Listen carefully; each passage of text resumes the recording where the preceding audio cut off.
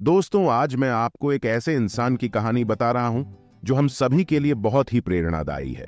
जिनका नाम राहुल है। वो बचपन से ही मशीनों के दीवाने थे। स्कूल की घंटी बजते ही वह दौड़कर अपने पिताजी की साइकिल मैकेनिक की दुकान पर पहुंच जाते थे। वहां घंटों बिताकर वह टूटी साइकिलों को ठीक होते देखते रहते और अपने पिताजी से ढेरों सवाल पूछते रहते। राहुल को सिर्फ साइकिलें ठीक करना ही नहीं सीखना था, बल्कि यह समझना था कि वे कैसे चलती हैं। 12वीं कक्षा पास करने के बाद राहुल के पास कॉलेज की फीस भरने के लिए पैसे नहीं थे, मगर हार मानना राहुल के स्वभाव में नहीं था। उन्होंने दुकान पर ही काम करना शुरू कर दिया। दिन भर वह साइकिलें ठीक करते और शाम को दुकान बंद होने के बाद वह पुस्तकालय में जाकर इलेक्ट्रॉनिक्स और कंप्यूटर के बारे में किताबें पढ़ते। कुछ समय बाद राहुल के मोहल्ले में एक कंप्यूटर ट्रेनिंग सेंटर खुला।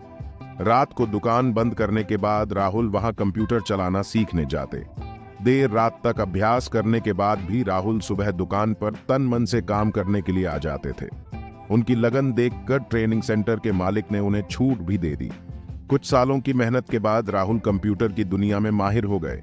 उन्होंने खुद का कंप्यूटर रिपेयरिंग का छोटा सा व्यवसाय शुरू किया। धीरे धीरे उनका काम अच्छा चलने लगा और उन्होंने सॉफ्टवेयर डेवलपमेंट का कोर्स भी कर लिया। राहुल की मेहनत का फल तब मिला जब उन्होंने एक ऐसा मोबाइल ऐप बनाया जो किसानों को मौसम की जानकारी और कृषि संबंधी सलाह देता था। यह ऐप सरकार को भी पसंद आया और फिर सरकार ने राहुल की कंपनी को बड़े पैमाने पर इस ऐप को बनाने और डिजाइन करने का काम दिया। राहुल की कंपनी ने बड़ी मेहनत के साथ इस काम को बखूबी पूरा किया और किसानों के लिए कई और उपयोगी ऐप भी बनाए।